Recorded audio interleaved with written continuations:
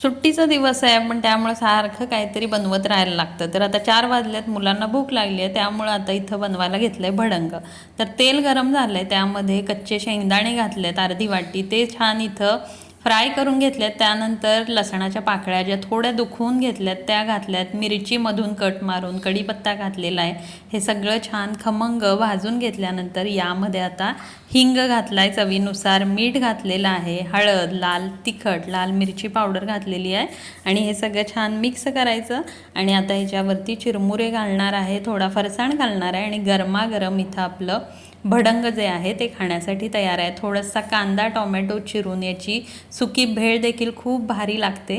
तर अशा पद्धतीनं 4 वाजताच्या या छोट्या मोठ्या भुकेसाठी असा भडंग जे आहे ते करून बघा, तुम्हाला खूप आवडेल.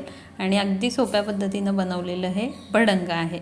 तर इथं खमंग कुरकुरीत असं भडंग जे आहे ते खाण्यासाठी बनवून तयार आहे.